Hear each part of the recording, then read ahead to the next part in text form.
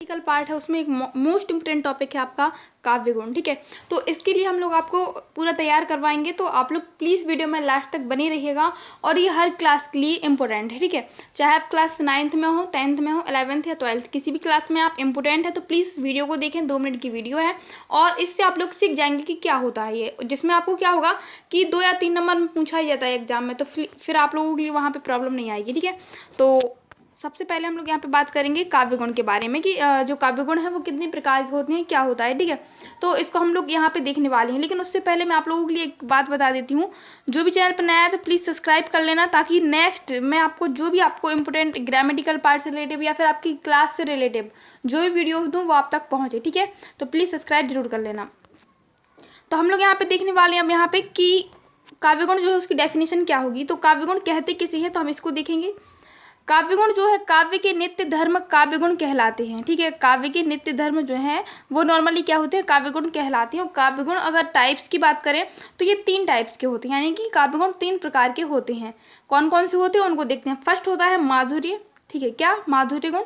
दूसरा होता है हमारा प्रसाद, और तीसरा होता है क्या, लास्ट ओज। ठीक है, तो ये आपके 3 हैं। तो इन तीनों को हम लोग यहाँ पे देखने वाले और इनको समझेंगे। अब यहाँ पे फर्स्ट यहाँ पे मैं आपको बता दूँ कि ये है एक ट्रिक इन तीनों को याद करने की। तो नॉर्मल सी बात ये है, इतनी बड़ी ट्रिक याद करना है तो उससे अच्छा तो ये है कि हम नॉर्मल याद कर लें, और इसको याद करेंगे हम लास्ट में, लेकिन उससे पहले हम समझ जाएंगे ना। जब हम समझ गए ना तो फिर इसको आपको याद करने की ज़रूरत ही नहीं पड़ेगी। ठीक है, तो एक बार हम समझ लेते हैं, उसके बाद अगर आपको लगे कि अच्छा ठीक है इसको कर लेना चाहिए तो आप कर भी सकते हैं। तो आप चाहें तो इसका स्क्रीनशॉट कर लें, ताकि आप लोग जब भी रिपीट करें या फिर नोट भी कर सकते हैं अपनी कॉपी में, तो वहाँ भी आपको बहुत ज़्यादा हेल्पफुल रहेगा। माधुर्य गुण की अगर हम बात करेंगे तो सहृदय की इस तरीके से तो हमें याद नहीं होगा, लेकिन हम आपको कुछ अलग तरीके से बताएंगे। तो यहाँ पे हम एक काम करते हैं, दोनों ही डेफिनेशन यहाँ पे देख लेते हैं। जो आपको अगर अच्छी लगे आप वो कर लेना, लेकिन मेरे अकॉर्डिंग जो अथवा वाली है वो बेस्ट है। तो सहृदय के साथ हृदय द्रवित हो जाता है तो वहाँ पे माधुर्य भाव उत्पन्न होता है। ठीक है, तो यहाँ पे बात ये है माधुर्य यानी मधुरता। ठीक है, नॉर्मल सी बात है। तो आप माधुर्य को कैसे याद करनी, सेकंड अथवा वाले हम डेफिनेशन देखेंगे। ठीक है, वो मुझे ज़्यादा बेस्ट लगती है। जिस काव्य के गुण के कारण, जिस काव्य के गुण विशेष के कारण सहृदय का चित्त मधुरता से भर जाता है, वहाँ पर माधुर्य गुण होता है। ठीक है, अब माधुर्य गुण यहाँ पे मधुरता। ठीक है, तो ये आपको कनेक्ट करने में थोड़ा सा मतलब कि सही लगेगा, क्योंकि माधुर्य का मतलब ही है मधुरता। ठीक है, तो इस तरीके से आप इसको याद कर सकते हैं। ठीक है, तो सहृदय का चित्त मधुरता से भर जाता है, वहाँ पे माधुर्य गुण होता है। और अगर हम इसमें रस की बात करें तो यहाँ पे रस कौन कौन से हैं, तो देख लेते हैं यहाँ पे रस। तो इसमें श्रृंगार रस, ठीक है, श्रृंगार रस, शांत रस, करुण रसों का प्रयोग किया जाता है। ठीक है, करुण रस, तीनों रस जो है यहाँ पे इनका प्रयोग होता है। और हम अगर इसके उदाहरण की बात करें तो यहाँ पे उदाहरण भी दिया गया है। बीती विभावारी जागी रे, ठीक है, जागरी और अंबर पनघट में डूबो रही तारा घट ऊषा नागरी। अगर इसके अलावा आपके पास कोई अच्छा सा है उदाहरण तो आप उसको भी तैयार कर सकती हैं। अगर आपके पास नहीं है तो आप इसको भी नोट कर सकती हैं। ठीक है, तो आप इसको कर लेना।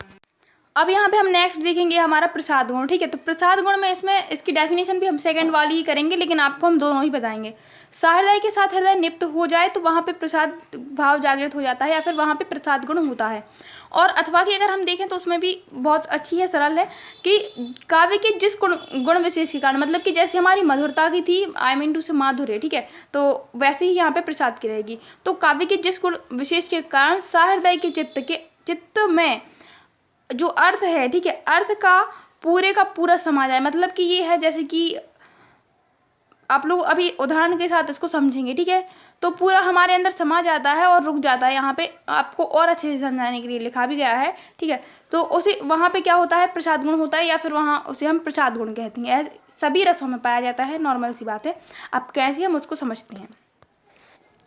तो यहाँ पे देख लीजिए, आप इसका स्क्रीनशॉट कर सकते हैं, जिसको भी डेफिनेशन का स्क्रीनशॉट चाहिए। तो अब यहाँ पे हम लोग इसको समझते हैं कि जो इसका पूरा अर्थ है वो हमारे चित्त में, या कह सकते हैं हमारे हृदय में कैसे पूरा समा जाता है। तो नॉर्मल सी बात है, यहाँ पे उदाहरण के लिए दिया गया है, बुंदिनो हवेलो की मुक्ति हमने सुनी कहानी थी, खूब लड़ी मर्दानी वो तो झांसी वाली रानी थी। इस तरीके से कुछ आगे है। ठीक है, तो यहाँ पे ये जो दिया गया, अब हम इसका अर्थ देखेंगे तो किस तरीके से, मतलब इसका जो एक तरीके से हम बता दें वैसे तो ये वीर रस में भी वो होता है, ठीक है, इन्वॉल्व, मतलब कह सकते हैं कि उसका भी उदाहरण है। तो आपको याद करने में यहाँ पे ये रहेगा कि दोनों का आप एक साथ भी कर सकते हैं, ठीक है। तो बुंदेलो हरबेलो के मुख से हमने सुनी कहानी थी, इस तरीके से इसका जो अर्थ है वो हमें पूरा हमारे माइंड में एक तरीके से सेट हो जाता है, ठीक है। तो इसे हम कहते हैं समाना, ठीक है। तो मतलब कि कुछ ऐसे, जैसे कि सेकंड यहाँ पे दिया क्या गया, हे प्रभु आनंद दाता ज्ञान हमको दीजिए, तो इस तरीके से जो है होता है, ठीक है। तो इसमें क्या पाया जाता है, प्रसाद गुण। ओके, अब हम नेक्स्ट देखते हैं ना। अब लास्ट हमारा है ओज, ठीक है। तो ओज को हम लोग पढ़ेंगे। ओज यहाँ पे क्या है, दीप्त हो जाता है। देखिए सबसे पहले हमने क्या देखा था, मधुरता वाला देखा था। उसके बाद अब हमने क्या देखा, पूरा अर्थ समा जाता है, मतलब प्रसाद गुण। अब इसके बाद लास्ट है ओज गुण। तो सहृदय के साथ हृदय दीप्त हो जाता है या फिर दीप्त हो जाए, वहाँ पे ओज भाव होता है। और यहाँ पे जो है अथवा में हम लोग देखते हैं कि काव्य के जिस गुण विशेष के कारण, जिस गुण के कारण या जिस गुण विशेष के कारण सहृदय के चित्त में तेज का संचार हो जाता है। तेज मतलब कह सकते हैं ओज, जैसे कि हमारी पाकिस्तान से लड़ाई हो रही है तो आपके अंदर एक तरीके से होगा कि आप जाके और उससे लड़ाई करें या फिर उसको हराएं, है ना, ये आपके अंदर होगा, ठीक है। मैच में आप लोग बहुत देखते होंगे इस चीज़ को, ठीक है। अब यहाँ पे क्या है, तेज का संचार हो जाता है, उसे ओज गुण कहती हैं। और इसमें जो है वीर रस, रौद्र रस, विभस, इन रसों का प्रयोग किया जाता है, ठीक है। अब इसके हम उदाहरण भी देखेंगे, ठीक है। तो ये आप लोग स्क्रीनशॉट करना चाहें तो कर सकती हैं। उदाहरण में यहाँ पे क्या है, उदाहरण में महलों ने दी आग, झोपड़ियों में ज्वाला सुलगाई थी, वह स्वतंत्रता की चिंगारी अंतरम से आई थी, ठीक है। इस तरीके से एक आपका ये हो जाएगा। और एक और है यहाँ पे नेक्स्ट, एक क्षण में भी ना सोचो कि तुम होगे नष्ट, ठीक है, तुम अनश्वर हो, तुम्हारा भाग्य है सुपर, ठीक है। अब यहाँ पे हम नेक्स्ट देखते हैं। तो यहाँ पे हमारे सारे कंप्लीट हो गए, 3 थे ना। तो आप लोग क्या कर सकते हैं, दोनों उदाहरण में से कोई एक कर सकते हैं, ठीक है। तो नेक्स्ट हम सेकंड वाला भी अगर करना चाहें तो कर सकते हैं, क्योंकि इसमें भी ओज है कि कैसे हमें मोटिवेट करता है कि एक क्षण भी तुम ना सोचो कि तुम होगे नष्ट, तुम अनश्वर हो, यानी कि तुम्हारा नाश नहीं हो सकता, तुम्हारा भाग्य है सुस्पष्ट। तो इस तरीके से ये भी हमें एक मोटिवेशन दे रहा है। तो इस तरीके से हम इसको भी कर सकते हैं और इसको भी कर सकते हैं, जो आपको अच्छा लगे आप उसको कर सकती हैं। और सारे का आप स्क्रीनशॉट कर लेना ताकि आप लोग क्या करें, उसको रिमाइंड कर सकें या फिर आप नोट कर लेना कॉपी में, बहुत ही इंपॉर्टेंट है। नेक्स्ट टॉपिक हमारा होगा जो इसके अलावा शब्द गुण वगैरह आते हैं तो उनको हम लोग देखेंगे, ठीक है। ये हमारा काव्य गुण वाला टॉपिक सारा कंप्लीट हो चुका है। अब जो भी स्टूडेंट्स नए हैं चैनल पे तो प्लीज़ सब्सक्राइब कर लेना। और आप लोगों के लिए छोटी सी बात और मैं बता दूं कि जो आपकी टॉपिक वाइज स्टडी हो रही है हर क्लास की, ठीक है, तो उसको आप लोग एक बार वीडियो को जरूर देखा करें ताकि आपको वो क्वेश्चंस इंपॉर्टेंट ही होते हैं जो मैं आपको देती हूँ, ठीक है। Thank you.